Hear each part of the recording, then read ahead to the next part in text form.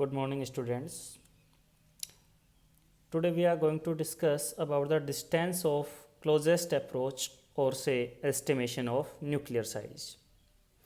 देखिए बेटा, last class में अपन ने रदरफोर्ड मॉडल के लिए डिस्कस किया कि जो भी अल्फा पार्टिकल्स न्यूक्ली के पास से पास आउट होंगे वो क्या होंगे, लार्ज एंगल से स्कैटर होंगे, और जो न्यूक्ली से जितने ज़्यादा डिस्टेंस पर होंगे वो लेस एंगल से स्कैटर होंगे।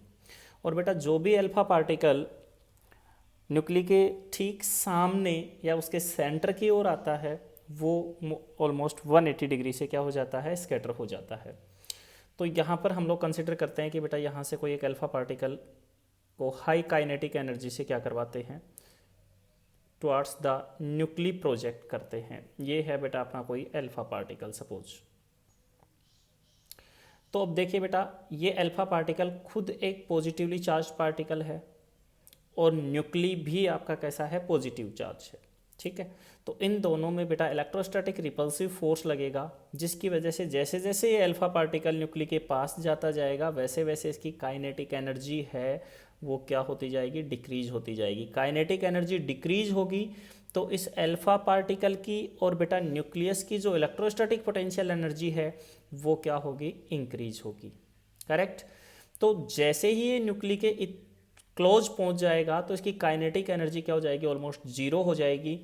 और उस कंडीशन में न्यूक्ली के सेंटर से और ये अल्फा पार्टिकल जितनी डिस्टेंस पर जाकर बेटा रुक जाता है उस डिस्टेंस को बोलते हैं अपन क्लोजेस्ट डिस्टेंस ऑफ या shortest distance of closest approach या डिस्टेंस ऑफ क्लोजेस्ट अप्रोच, कुछ भी बोल दीजिए आप। इसको आर नोट से डिनोट करेंगे बेटा, आपने को इस आर नोट की वैल्यू चाहिए। करेक्ट। अब यहाँ पर देखिए बेटा एक बात कि यहाँ पर जो इनके बीच में जो यहाँ पर इलेक्ट्रोस्टैटिक फोर्स ऑफ अट्रैक्शन जो लग रहा है, पहले रिपल्सिव फोर्स लग रहा है, उसकी वजह से ये अल्फा पार्टिकल वापस से यहाँ से रिबाउंड हो जाएगा और रिबाउंड होकर ये वापस सेम पाथ को ट्रेस करेगा और रिटर्न हो जाएगा भाई 180 डिग्री। ठीक है, तो सबसे पहले अपन यहाँ पर बात करें बेटा charge on alpha particle. Charge on alpha particle, तो बेटा आपका अल्फा पार्टिकल पर जो चार्ज होता है दैट इज Q1 बोल देते हैं अपन उसको। ये कितना होगा बेटा, +2e, क्योंकि अपन ने पहले भी बोला था बेटा अल्फा पार्टिकल एक हीलियम का न्यूक्ली होता है 2He4, तो इसके पास कितने इलेक्ट्रॉन होते हैं, 2 इलेक्ट्रॉन्स होंगे। ठीक है, तो ये कितना हो जाएगा, 2 इलेक्ट्रॉन के इक्वल चार्ज होगा। फिर अपन बात करते हैं बेटा चार्ज ऑन न्यूक्लियस। न्यूक्लियस पर चार्ज कितना होता है बेटा, Q2 is equal to +Ze। Z कौन है बेटा, एटॉमिक नंबर है एटम का, एटॉमिक नंबर, एटॉमिक नंबर। ठीक है बेटा। अब यहाँ से सबसे पहले अपन बात करें बेटा तो यहाँ पर इसकी इनिशियल जो काइनेटिक एनर्जी है वो के अल्फा बोल देता हूँ अल्फा पार्टिकल की, that is half of mv²। Kinetic energy कितनी आएगी बेटा, हाफ ऑफ mv²। इसको दे देता हूँ बेटा मैं इक्वेशन नंबर फर्स्ट। नेक्स्ट यहाँ पर जो इलेक्ट्रोस्टैटिक पोटेंशियल एनर्जी है बेटा, इलेक्ट्रोस्टैटिक पोटेंशियल एनर्जी, उसको U से डिनोट करेंगे और U होता है बेटा यहाँ पर आपका K Q1 Q2 upon R, K Q1 Q2 upon R। अब यहाँ पर देखिए बेटा जो K है आपका, K कौन है यहाँ पर, कूलम्ब्स कांस्टेंट है। K कौन है, कूलम्ब्स कांस्टेंट है, और कूलम्ब्स कांस्टेंट की वैल्यू होती है K is equal to 1/4 of epsilon nought, और इस पूरे की वैल्यू होती है बेटा 9 × 10⁹ न्यूटन मीटर स्क्वायर पर कूलम स्क्वायर। और एप्सिलॉन नॉट है बेटा, इसको परमिटिविटी ऑफ फ्री स्पेस बोलते हैं। इसकी वैल्यू होती है बेटा 8.85 × 10⁻12 पर न्यूटन पर मीटर स्क्वायर कूलम स्क्वायर। ये इनकी वैल्यू होती है बेटा। ठीक है, ये हम लोग बेटा फर्स्ट चैप्टर में मैं अपन इनको डिस्कस करेंगे। अब यहाँ पर देखिए बेटा, तो यहाँ पर Q1 एंड Q2 की वैल्यू यहाँ से अपन पुट कर देते हैं, तो U इज इक्वल टू आ जाएगा K इंटू Q1 की वैल्यू है 2E into ZE upon R, और R की वैल्यू कितनी है बेटा यहाँ पर R0, तो यहाँ से आपका U कितना आ जाएगा 2KZE² अपॉन R0 से। This is equation number second. अब जब अल्फा पार्टिकल बेटा यहाँ पर आ जाएगा तो कंप्लीट काइनेटिक एनर्जी किस में कन्वर्ट हो जाएगी, इलेक्ट्रोस्टैटिक पोटेंशियल एनर्जी में कन्वर्ट हो जाएगी। तो अगर अपन बात करें by energy conservation, by conservation of energy. Energy conservation law क्या बोलता है बेटा अपना कि energy neither be created nor be destroyed. तो यहाँ पर energy one form to another form में क्या हो जाएगी, ट्रांसफर हो जाएगी, यानी कि काइनेटिक एनर्जी से इलेक्ट्रोस्टैटिक पोटेंशियल एनर्जी में क्या हो जाएगी, कन्वर्ट हो जाएगी बेटा। ठीक है, तो यहाँ से अपन बोल सकते हैं कि sir K alpha would be equal to electrostatic potential energy. 1 और 2 से बेटा ये वैल्यू यहाँ पर पुट करिए तो कितना आ जाएगा, half of mv² is equal to 2kz² upon r0। और अपने को बेटा किसकी वैल्यू चाहिए, r0 की वैल्यू चाहिए, तो 2 को तो इधर मल्टीप्लाई कर दीजिए, तो ये आ जाएगा r0 is equal to 4kz² upon mv², या फिर इसी को अपन बोल सकते हैं बेटा 2kz² अपॉन के अल्फा, क्योंकि ये 2kz² तो ये एज इट इज आ गया, और ये पूरा का पूरा कौन है, के अल्फा है, तो के अल्फा से डिवाइड कर दीजिए, r0 को इधर मल्टीप्लाई कर दीजिए। ये आ गई बेटा अपने पास किसकी वैल्यू, r0 की, यानी कि ये है आपकी डिस्टेंस ऑफ क्लोजेस्ट अप्रोच, और यानी कि यहाँ तक आपके क्या होता है, न्यूक्ली का साइज होता है। करेक्ट बेटा। जनरली बेटा देखिए न्यूक्ली का साइज होता है 10⁻⁻15 मीटर्स के ऑर्डर का, और इसी को अपन बोलते हैं फर्मी, यानी कि फर्मी लेवल का होता है, फर्मी मीटर्स के ऑर्डर का होता है। करेक्ट। अब यहाँ पर देखिए बेटा जो रदरफोर्ड मॉडल है उसके कुछ एक ड्रॉबैक्स हैं या लिमिटेशंस हैं, तो अपन बात करेंगे limitations of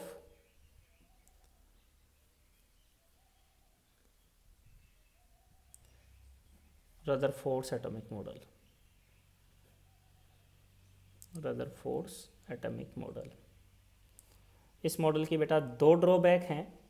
first one is, देखिए इस मॉडल के अकॉर्डिंग कि कोई भी इलेक्ट्रॉन है वो, या फिर अपना ये बोल दे कि एक्सेलरेटेड चार्ज पार्टिकल है, तो एक्सेलरेटेड चार्ज पार्टिकल क्या करता है बेटा, कंटिन्यूसली इलेक्ट्रोमैग्नेटिक वेव्स एमिट करता है।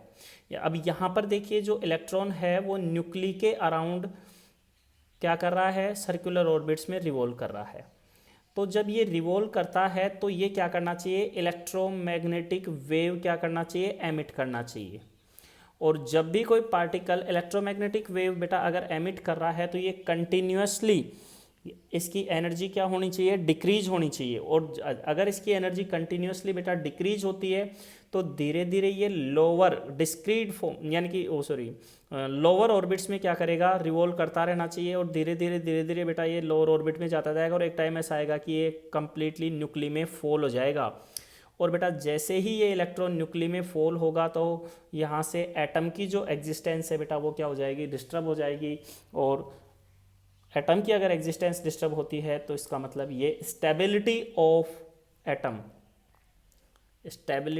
ऑफ एटम को डिस्क्राइब नहीं करता है। First drawback.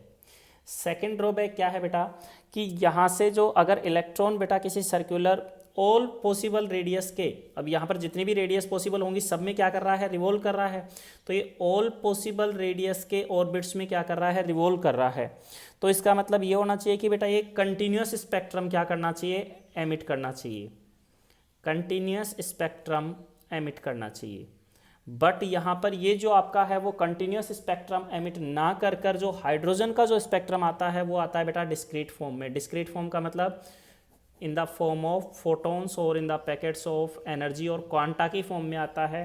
तो ये इसलिए कंटिन्यूस एनर्जी जो स्पेक्ट्रम है उस, या फिर जो डिस्क्रीट जो रेडिएशंस की फॉर्म में जो एनर्जी एमिट हो रही है उसको एक्सप्लेन नहीं करता है। ये 2 क्या हो गई बेटा, इसकी ड्रॉबैक हो गई। ठीक है।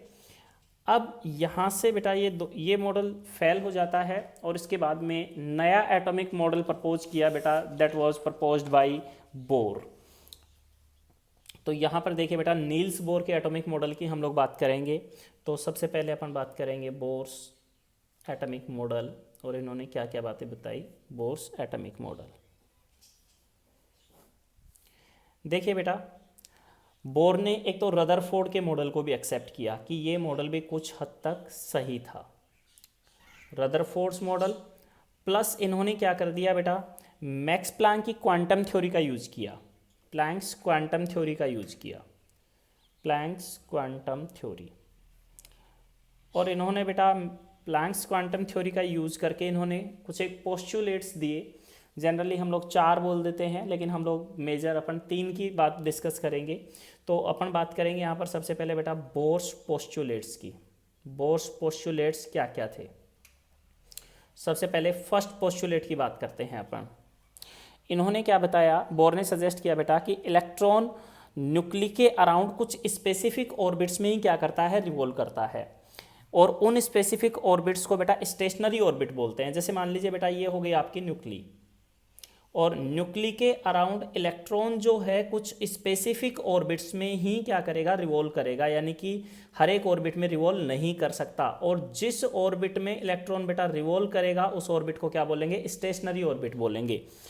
और अब देखिए रिवॉल्व कर रहा है इलेक्ट्रॉन, तो यहाँ पर बोर ने सजेस्ट किया कि इस इलेक्ट्रॉन को सर्कुलर ऑर्बिट में रिवॉल्व करने के लिए, जैसे मान लीजिए v वेलोसिटी से मूव कर रहा है, इसका मास है m, और यहाँ से इसके सेंटर से डिस्टेंस है r, तो इसको इस सर्कुलर ऑर्बिट में रिवॉल्व करने के लिए जो बेटा सेंट्रीपिटल फोर्स है that is provided by the electrostatic force of attraction. क्यों? क्योंकि बेटा इलेक्ट्रॉन नेगेटिवली चार्ज है और न्यूक्ली पॉजिटिवली चार्ज है, तो इन दोनों के बीच में एक अट्रैक्शन फोर्स लगेगा। तो यहाँ पर सर्कुलर ऑर्बिट में रिवॉल्व करने के लिए इलेक्ट्रॉन को, या स्टेशनरी ऑर्बिट में रिवॉल्व करने के लिए जो नेसेसरी कंडीशन है, जो नेसेसरी कंडीशन है बेटा वो क्या है, नेसेसरी कंडीशन कि centripetal force is provided by the electrostatic force of attraction. तो बेटा जो सेंट्रीपिटल फोर्स है that must be equal to electrostatic force of attraction, electrostatic force of attraction. तो यहाँ पर अगर मैं बात करूँ सेंट्रीपिटल फोर्स को बेटा मैं एफ सी से डिनोट कर देता हूँ, और इलेक्ट्रोस्टैटिक फोर्स को मैं एफ ई से डिनोट कर देता हूँ, ठीक है। तो यहाँ पर देखिए बेटा एफ सी कितना होता है, M V square upon R, और एफ ई इलेक्ट्रोस्टैटिक फोर्स कितना होता है बेटा, 1/4 pi epsilon nought Q1 Q2 upon R square. तो Q1 की वैल्यू कितनी है बेटा, जेडी इंटू इलेक्ट्रॉन का चार्ज कितना है, E अपॉन आर स्क्वायर ये हो गया। देखिए ये फॉर्मूला कहाँ से आया बेटा, क्योंकि फोर्स इलेक्ट्रोस्टैटिक फोर्स होता है K Q1 upon R square. के की वैल्यू होती है बेटा 1/4 pi epsilon nought, Q1 charge of nuclei कितना होता है, प्लस जेडी, तो जेडी चार्ज ऑफ इलेक्ट्रॉन कितना होता है बेटा, E और आर स्क्वायर। ये यहाँ से ये वैल्यू हमने यहाँ पर सब्स्टिट्यूट की है। ये हो गया बेटा अपना फर्स्ट पोस्टुलेट। क्या है, वापस से रिमाइंड करवाता हूँ कि electron can revolve only in some specific orbits and these orbits are called stationary orbits, and to revolve the electron in stationary orbit the necessary centripetal force is provided by the electrostatic force of attraction. This is the first postulate of Bohr's atomic model. Now second postulate की बात करेंगे बेटा। Second postulate को बोलते हैं बेटा quantum condition भी बोलते हैं, या क्वांटाइजेशन कंडीशन भी बोलते हैं। तो देखिए सेकेंड पोस्टुलेट की अगर मैं बात करता हूं तो सेकेंड पोस्टुलेट क्या है कि इलेक्ट्रॉन केवल बेटा उन्हीं सर्कुलर ऑर्बिट्स में रिवॉल्व कर सकता है जिनमें उसका एंगुलर मोमेंटम h/2π का इंटीग्रल मल्टीपल हो बेटा, इंटीग्रल मल्टीपल। क्या बोलेंगे कि electron can revolve only in those specific orbits और stationary orbits in which its angular momentum is integral multiple of h/2π। h क्या है बेटा यहाँ पर, प्लैंक्स कांस्टेंट। तो यहाँ पर अपन क्या बोलेंगे, एंगुलर मोमेंटम को बेटा सिंपली L से डिनोट करते हैं अपन, या L = mvr भी बोलते हैं। तो ये क्या होना चाहिए बेटा, h/2π का इंटीग्रल मल्टीपल, यानी कि इसको एक इंटीजर नंबर से मल्टीप्लाई कर देंगे, दैट इज n। और n की वैल्यू क्या होगी बेटा, हमेशा इंटीजर नंबर होगा, 1 2 3 4, यानी कि ये वैल्यू कभी भी डेसिमल्स में नहीं आनी चाहिए, याद रखिए। इसको बोलते हैं quantization condition of for angular momentum, quantization condition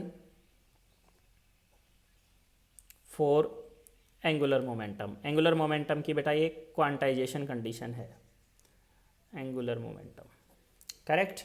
ये हो गया बेटा आपका सेकंड पोस्टुलेट। नाउ हम लोग बात करेंगे बेटा थर्ड पोस्टुलेट की। बोर्स एटॉमिक मॉडल का बेटा जो थर्ड पोस्टुलेट था, देखिए उसमें इन्होंने क्या बताया कि जब तक कोई भी इलेक्ट्रॉन बेटा सर्कुलर ऑर्बिट में रिवॉल्व करता है, जब तक कोई भी इलेक्ट्रॉन सर्कुलर या स्टेशनरी ऑर्बिट में रिवॉल्व करता है, ये तो हो गया जैसे मान लीजिए न्यूक्ली, और ये हो गया सर्कुलर ऑर्बिट। तो जब तक वो इस सर्कुलर ऑर्बिट में रिवॉल्व करेगा वो ना तो एनर्जी एमिट करता है और ना ही एनर्जी एब्जॉर्ब करेगा, यानी कि जब तक ये एनर्जी कोई एनर्जी का रेडिएशन नहीं करेगा। लेकिन जैसे ही बेटा इसको बाहर से एक्सटर्नल एनर्जी दी जाएगी इस इलेक्ट्रॉन को, तो ये इलेक्ट्रॉन यहाँ से क्या कर जाता है, जंप कर जाएगा किसमें, हायर ट्रांजिशन स्टेट में या हायर एनर्जी लेवल में। जैसे मान लीजिए ये तो है N1 ऑर्बिट, ये है आपका N2 ऑर्बिट। इस N1 की एनर्जी है En1 और इसकी एनर्जी है बेटा En2। तो जैसे ही हम लोग इसको एनर्जी देंगे, एनर्जी कितनी देते हैं बेटा, E=hν। तो जैसे इस इलेक्ट्रॉन को hν एनर्जी देंगे तो ये लोअर ट्रांजिशन स्टेट से हायर ट्रांजिशन स्टेट में जंप कर जाएगा। अब ये यहाँ पर कितनी देर तक रुकेगा बेटा, 10⁻⁻8 सेकेंड्स तक रुकता है अप्रोक्सीमेटली। तो आफ्टर 10⁻⁻8 सेकेंड ये वापस से कहाँ आएगा, अपनी ग्राउंड स्टेट में आएगा। यानी कि ये इलेक्ट्रॉन यहाँ से वापस से अपनी ग्राउंड स्टेट में आ जाएगा बेटा, यानी कि लोअर ऑर्बिट में ट्रांजिशन करेगा, यहाँ से वापस से ये लोअर ट्रांजिशन स्टेट में आ जाएगा। तो जब ये वापस से बेटा हायर से लोअर ट्रांजिशन स्टेट में आता है तो ये दोनों एनर्जी लेवल्स के डिफरेंस के इक्वल एनर्जी क्या करता है, एमिट करता है। देखिए ये तो हो गया लोअर ऑर्बिट, ये तो कौन है आपका लोअर ऑर्बिट, और ये कौन है बेटा आपका हायर ऑर्बिट, हायर ऑर्बिट।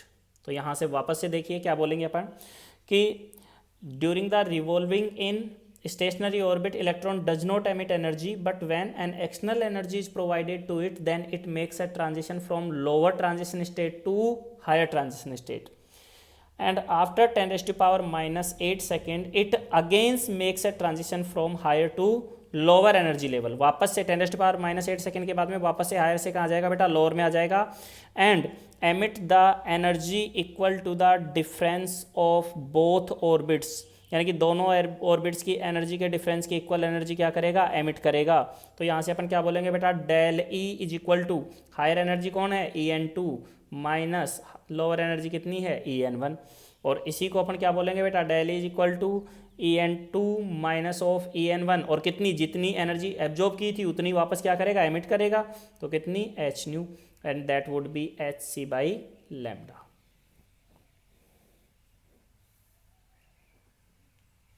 ये हो गया बेटा यहाँ से second condition, third postulate bore का।